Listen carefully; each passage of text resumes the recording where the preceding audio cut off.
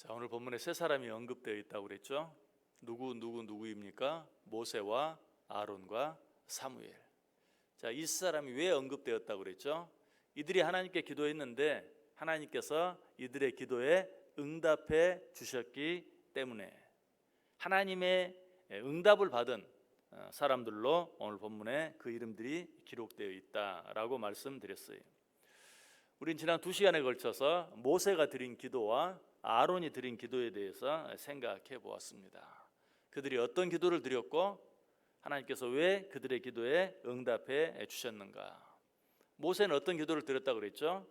자기를 위해서가 아니라 하나님께서 자기에 맡겨준 백성들을 위해서 하나님께 기도했다. 다른 말로 하면 이기적인 기도를 드린 것이 아니라 이타적인 기도를 드렸기 때문에 하나님께서 그의 기도를 들어주셨다.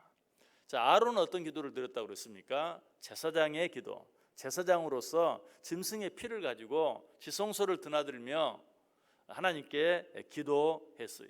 짐승의 피를 가지고 지성소에 들어가 드리는 기도는 어떤 기도라고 그랬죠? 속죄의 기도. 백성들의 죄를 사해달라고 드리는 기도. 자, 이 기도를 오늘 우리에게 적용해 보면 어떤 기도라고 그랬어요? 우리를 위해 십자가에 달려 피 흘려 주신 예수 그리스도의 보혈의 공로에 의지해서 드리는 기도. 다른 말로 하면 예수 그리스도의 이름으로 드리는 기도. 하나님께서는 이런 기도를 들어주신다. 자기의 공로에 의지해서 드리는 기도가 아니라 예수 그리스도의 공로에 의지해서, 예수 그리스도의 십자가의 은혜에 의지해서, 예수 그리스도의 이름으로 드리는 기도. 하나님은 이런 기도를 물리치지 아니하시고 반드시 들어주신다. 자, 그럼 오늘 본문의 세 번째로 언급된 사람 누구죠? 사무엘입니다. 사무엘은 어떤 기도를 드렸기에 하나님께서 그의 기도를 드려주셨는가? 사무엘은 나라와 민족을 위해 기도했어요.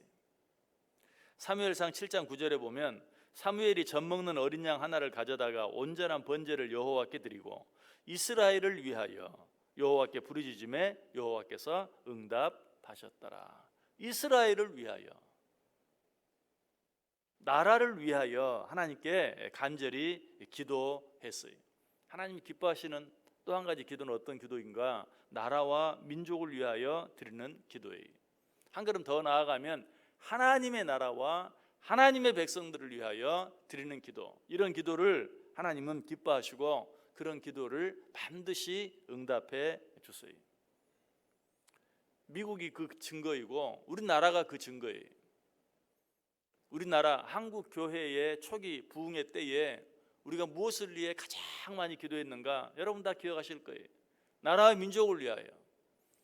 우리나라 방방곡곡에 있는 거의 모든 기도원들이 구국 기도원이라는 이름을 가지고 나라와 민족을 위하여 간절히 기도했어요. 하나님이 그 기도를 물리치지 않았어요. 그래서 한국 교회가 놀랍게 부흥했고 또 이 나라와 이 민족이 놀랍게 발전했어요.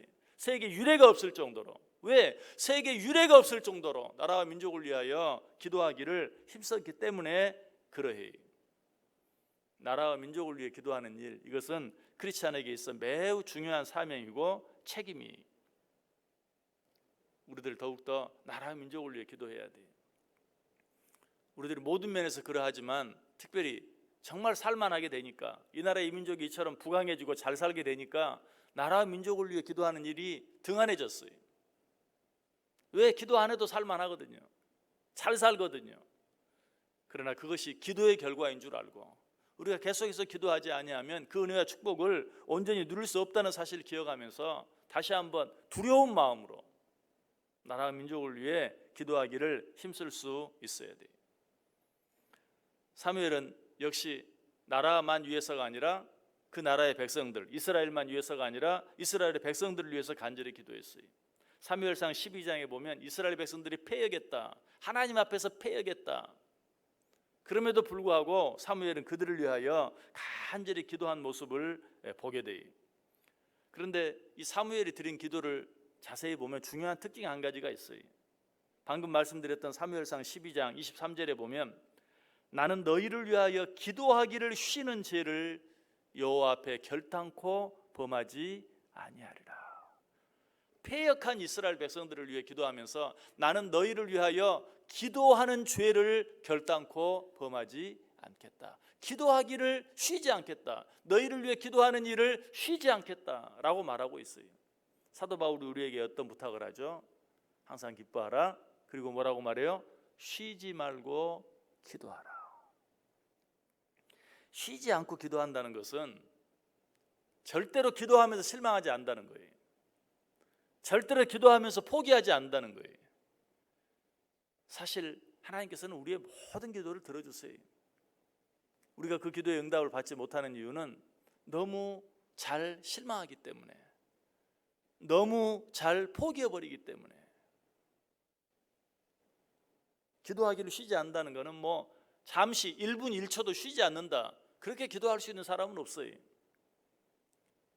엄밀한 의미에서 기도하기를 쉬지 않는다라는 말은 절대 실망하지 않는다, 기도하면서 절대 실망하지 않는다, 기도하면서 절대 포기하지 않는다. 하나님은 그런 기도를 반드시 들어주시고 응답해 주세요. 사무엘은 그렇게 기도했어요. 나라의 민족을 위해 기도하되 쉬지 않고 기도했어요. 절대로 실망하지 않고 낙심하지 않고 포기하지 않고 기도했어요. 그때 하나님께서 그의 기도를 들어주시고 응답해 주셨다. 이 사실을 사무엘상 3장 19절은 이렇게 말해요. 여호와께서 그와 함께 계셔서 그의 말이 하나도 땅에 떨어지지 아니하였다. 그의 말이 하나도 땅에 떨어지지 아니했다. 어떻게 뜻한 말이에요? 하나님께 상달되었다. 다 하나님의 보좌에 올려졌다 라고 말하고 있어요. 어떻게 기도했길래? 쉬지 않고 기도했을 때, 기도하기를 쉬는 죄를 범치 않았을 때, 기도하면서 실망하지 않고 낙심하지 않고 포기하지 않았을 때 하나님께서 그의 말이 하나도 땅에 떨어지지 아니하고 다 하나님의 보좌에 상달되게 해 주셨다는 것이. 여러분 어떤 기도를 드리기를 원하십니까? 여러분 어떻게 기도하고 있습니까? 새벽마다 하나님 앞에 나와 어떻게 기도하고 있어요? 나 자신, 내 가정뿐만 아니라 나라와 민족을 위해서, 그것이 우리의 사명인 줄 알고 나라와 민족을 위해서 기도하세요. 그리고 기도하기를 쉬지 마세요.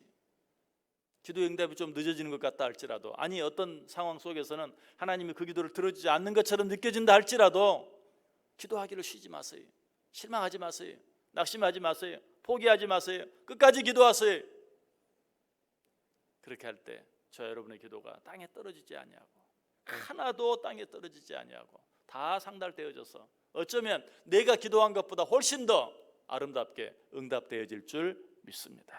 이 은혜가 저와 여러분 가운데 넘칠 수 있게 되기를 주님의 이름으로 간절히 축원합니다.